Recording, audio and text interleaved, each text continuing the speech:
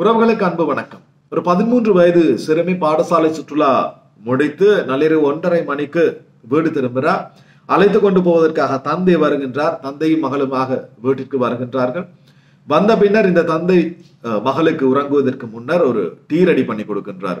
ஒரு cup tea, கொஞ்சம் tablet கொடுக்கின்றார். இதை குடித்து விட்டு டீயை குடிங்க அப்படி என்று சொல்லி இந்த குழந்தை டேப்லெட் வேணாம் என்று சொல்லிவிட்டு டீயை மாத்திரம் அருந்தி விட்டு உறங்க போகுது. உறங்குவதற்கு ஒரு சில வினாடிகளுக்கு முன்னர் இந்த தந்தை இந்த மகளை கட்டி அணைத்துக் கொண்டு ரொம்ப சத்தமாக அழுகிறார். அழுதுவிட்டு இந்த மகளுக்கு எந்த காரணமும் சொல்லவில்லை. அறையை விட்டு சென்று விடுகின்றார். மகளை உறங்க சொல்லிவிட்டு ஆழ்ந்த உறக்கத்தில் இருக்கின்ற இந்த மகளுக்கு தனக்கு ஒரு விபரீதம் நடப்பது விளங்குகின்றது. தன்னுடைய கழுத்தை யாரோ நெரிப்பது போன்ற ஒரு உணர்வு ஏற்படுகின்றது.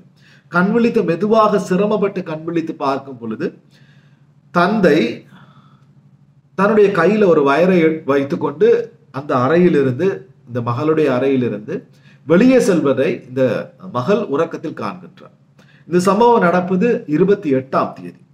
29ஆம் தேதி காலை 9:30 மணி 10 மணி ஆகும் போது இலங்கையின் பிரதான செய்தி ஊடகங்கள் அனைத்திலுமே ஒரு தலைப்புச் செய்தி வெளியாகின்றது. என்னவென்று சொன்னால், முன்னாள் யட்டினுவர பிரதேச சபையின் தலைவரும் அவரது மனைவி, அவரது மூத்த மகள் சடலமாக மீட்பு அப்படி என்ற விஷயம் வெளியே வருகின்றது செய்திகள் வாயிலாக. இந்த மூவரினதும் இளைய மகள் தான் நான் ஏற்கனவே கூறின அந்த 13 வயது சிறுமி. இந்த மூவரதும் கொலையா அல்லது தற்கொலையா, இதற்கான காரணங்கள் என்ன, ஒரு சமூகமும் சட்டமும் எவ்வாறு இந்த மூவரின் மரணத்திற்கும் காரணமானது அப்படின்னு சொல்லி இந்த ஒரு காணொளியில் நாங்கள் பேசலாம். இது உங்கள் சந்திரன் ரிவீல்ஸ். என்னுடைய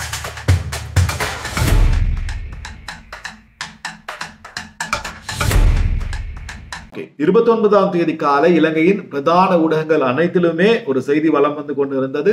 யட்டினுவர பிரதேச சபை தலைவரும் அவரது மனைவி, அவரது மகளின் உடல்கள் சடலமாக மீட்பு அப்படின்னு சொன்ன ஒரு நியூஸ் அனைத்து சமூக ஊடகங்களிலும், அனைத்து பிரதான ஊடகங்களிலும் வெளிவந்து கொண்டிருந்தது. இந்த மூவரதும் இளைய மகள் தான் நான் ஏற்கனவே கூறிய அந்த 13 வயதுடைய சிறுமி.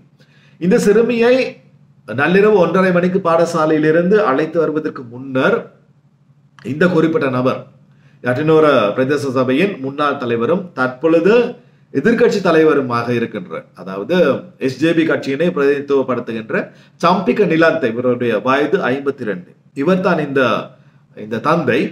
இந்த தந்தை மகளை 1:30 மணிக்கு, நள்ளிரவு 1:30 மணிக்கு அழைத்து வருவதற்கு முன்னர் இந்த தன்னுடைய மனைவிக்கும் மூத்த மகளான தன்னுடைய 17 வயது மகளுக்கும் தூக்க மாத்திரை, ஸ்லீப்பிங் டேப்லெட் கொடுத்து இருவரையும் உறங்க வைத்து விட்டு உறக்கத்திலேயே அந்த இருவரையும் கொலை செய்து விட்டு தான் இந்த இளைய மகளை கூட்டி வருவதற்காக பாடசாலைக்கு சென்றார்.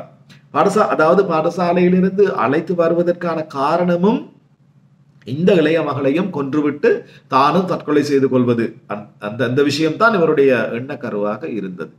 இதற்கு காரணமாக அமைந்தது இவர் கைப்பட எழுதிய 4 பக்கங்களை கொண்ட ஒரு கடிதம். இதில் அனைத்து விவரங்களும் கூறப்படுகின்றது. ஆனால் இங்கே தற்பொழுது இன்று வெளிவந்த செய்தியின்படி இந்த கடிதத்தில் குறிப்பிடப்படுகின்ற விஷயத்துக்கும் CID மூலமாக விசாரணைகள் மேற்கொண்டு இப்பொழுது செய்தி ஊடகங்களிலே வருகின்ற அந்த செய்திக்கும் இடையிலே சில வித்தியாசங்கள் இருக்கின்றது. இந்த தற்கொலை பிளஸ் கொலையை பொறுத்த அளவிலே ஒரு பிரதான ஒரு தொழிலதிபரும் ஒரு போலீஸ் அதிகாரியும் காரணமாக இருக்கின்றார் என்பது அந்த கடிதத்தின் வாயிலாக தெட்டு தெளிவாக விளங்குகின்றது. ஓகே, நான் ஆரம்பத்தில் இந்த கடிதத்தில் அடங்கி இருக்கிற விஷயத்தை சுருக்கமாக சொல்லி விடுகிறேன். என்னவென்று சொன்னால், விஜயசிங்க உனக்கு சாபம் உண்டாகட்டும், என்னுடைய குடும்பத்தின் நிலைக்கு நீதான் காரணம், என்னுடைய குடும்பத்தில் நிம்மதி பறி போனதற்கு நீதான் காரணம், நான் இந்த முடிவை எடுப்பதற்கு நீதான் காரணம், என்னுடைய வீட்டை விற்று என்னை கொலை செய்வதாக நீ என்னை அடிக்கடி அச்சுறுத்துகின்றாய். ஓகே, நான் மகளை பாடசாலைக்கு அழைத்து வர பாடசாலை சென்ற பொழுது, அதாவது இது பிரிதொரு நாளில் நடந்த சம்பவம், அந்த இடத்தில் வைத்து என்னுடைய ஷர்ட் கொலரை பிடித்துக் கொண்டு என்னை கையொப்பம் இட கூறினாய். நான் கையொப்பம் இடவில்லை. நீ என்னுடைய தலையில் தாக்கினாய் இரும்பு கம்பியினால். அந்த அடையாளம் கூட என்னுடைய தலையில் இன்னும் இருக்கின்றது. இந்த இந்த பிரச்சனைகளுக்குள்ளே உனக்கு தெரியும், என்னுடைய மகள் ஒரு நோயினால் பாதிக்கப்பட்டிருக்கின்றார். இந்த 17 வயதுடைய மகளுக்கு சருமம் தோல் வெள்ளையாகின்ற ஒரு நோய் இருந்திருக்கின்றது. ஸோ இந்த மகளுடைய ட்ரீட்மெண்ட்டுக்காக தான் இந்தியா செல்வதற்காக திட்டமிட்டிருக்கின்றார். ஏனென்று சொன்னால் இந்த மகள் உயர்தரம் கற்கின்ற பிள்ளை, பாடசாலைக்கு 6 மாசமா இந்த மகள் போகவில்லை. இந்த ஒரு தன்னுடைய நோய் காரணமாக இந்த குழந்தை மன உளைச்சலுக்கு ஆளாகி, அதாவது மூத்த மகள் தற்கொலை செய்கிற அளவுக்கு கூட துணிந்திருக்கின்றார். ஸோ இந்த இந்த சம்பிக்க நிலந்தவையினுடைய பிளானாக இருந்திருக்கின்றது என்னவென்று சொன்னால், தன்னுடைய காரை விற்று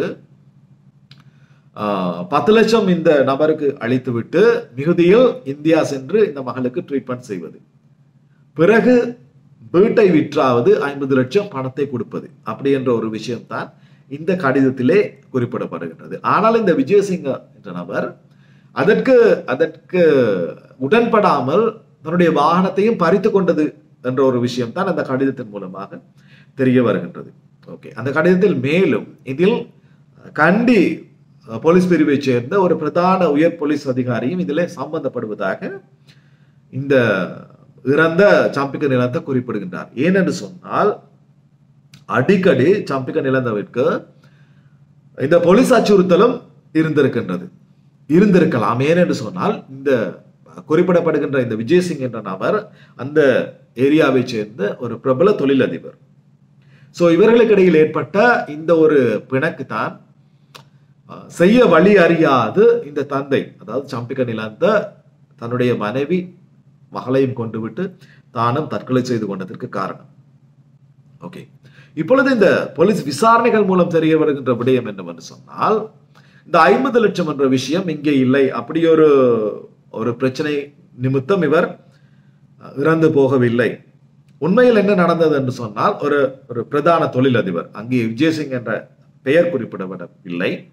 இந்த தொழிலதிபர் தன்னுடைய தொழிலதிபருக்கு இந்த பிரதேச சபை தலைவர் ஒரு நிலத்தை விற்றிருக்கின்றார். அதாவது இவர் ஒரு தரகராக செயற்பட்டிருக்கின்றார். 30 மில்லியன் ரூபாய்க்கு அந்த நிலம் விற்கப்பட்டிருக்கின்றது. விற்கப்பட்ட நிலத்தை சில நாட்களுக்கு பிறகு அந்த தொழிலதிபர் 35 மில்லியனுக்கு விற்று தரும்படி மீண்டும் இந்த சம்பிக்க நிலத்தை கேட்டிருக்கின்றார். திரும்பி விற்க முயற்சிக்கும் பொழுது இந்த நிலத்துக்கான அப்ரூவல் கிடைக்காமல் செல்கின்றது. அதற்கு இந்த தொழிலதிபர் சம்பிக்க நிலத்தவின் மீது வெகுவாக கோபப்படுகின்றார். தான் முன்பு பிரதேச சபை தலைவராக இருந்த காலத்திலே இதற்கான அப்ரூவல் எடுக்கப்பட்டதை போன்ற போலி ஃபேக்கான டாக்குமெண்ட்ஸ் ரெடி பண்ணி இவருடைய கையொப்பத்தை வலுக்கட்டாயமாக இட்டு அந்த அப்ரூவலை இவர் பெற்றுக்கொள்கின்றார். இது சம்பந்தமாக சம்பிக்க நிலந்த போலீசில் முறைப்பாடு செய்தாலும் கூட போலீசார் அந்த தொழிலதிபரின் பக்கம்தான் சார்பாக நடந்திருக்கின்றார்கள். அதனால் தான் இவருக்கு இந்த பிரச்சனைகள், அழுத்தம், இவ்வாறான விஷயங்கள் நடந்திருக்கின்றது. ஆனால் சில விடயங்களில் சட்டமும் நீதியும் தான் அனைத்திற்கும் தீர்வு என்ற ஒரு நிலைக்கு வராமல் இந்த தொழிலதிபர் போன்றோர் தன்னுடைய மனசாட்சியின் சட்டத்திற்கும் நீதிக்கும் செவிமடுத்திருந்தால் நிச்சயமாக இது போன்ற குற்ற செயல்கள் அல்லது இது போன்ற துயர சம்பவங்கள் நாட்டில் இடம்பெறாது, எங்களுடைய சமூகத்தில் இடம்பெறாது. அதாவது ஒருவன் விரும்பி கடனாளி ஆவதில்லை, ஏதோ ஒரு சூழ்நிலை தான் அவனை கடனாளி ஆக்குன்றது. அவன் தன்னுடைய உண்மையான மனநிலையை எடுத்து கூறி, அதாவது கடன் பெற்றவனிடம் ஏமாற்ற நினைக்காது உண்மையான மனநிலையை எடுத்து கூறி, நான் உனக்கு பொருந்தியது இவ்வாறு தான், நான் இவ்வாறு இதை செய்து முடிக்கின்றேன் என்ற ஒரு வாக்குறுதி என்ற ஒரு ப்ராமிஸை அவனுக்கு வழங்குவானாக இருந்தால் அதற்கான சந்தர்ப்பத்தை அந்த பணம் படைத்தவன் அல்லது பணம் கொடுத்தவன் நிச்சயமாக தன்னை இறந்து நிற்பவனுக்கு அளிக்க வேண்டும், அந்த சந்தர்ப்பத்தை வழங்க வேண்டும். வழங்காவிடில் அந்த மனிதாபிமானம் என்ற விஷயம் எங்களுக்குள்ளே இல்லை. சோ இதுதான் இந்த ஒரு விஷயத்திலே நடந்தது. இறுதியாக ஒரு பிரதேச சபையின் தலைவராக இருந்தவர், ஒரு அரசியல் பின்புலம் இருந்தவர், தானும் தூக்கிலிட்டு கொண்டு தன்னுடைய மனைவி, குழந்தையையும் மகளையும் கொன்றுவிட்டு இந்த உலகத்தை விட்டு பிரிய வேண்டிய ஒரு சூழ்நிலை உருவானதற்கு காரணம் இந்த எங்களுடைய சமூக கட்டமைப்பிலே இருக்கின்ற அந்த மனிதாபிமானம் என்ற விஷயம் எங்களுடைய மனதிலே இல்லாமல் போனது என்பது மிகவும் வருத்தமான ஒரு செயல். சந்திக்கின்றேன் இன்னும் ஒரு பதிவில். அதுவரை விடைபெறும் நான் என்றும் உங்களில் ஒருவன் சந்திரன். நன்றி.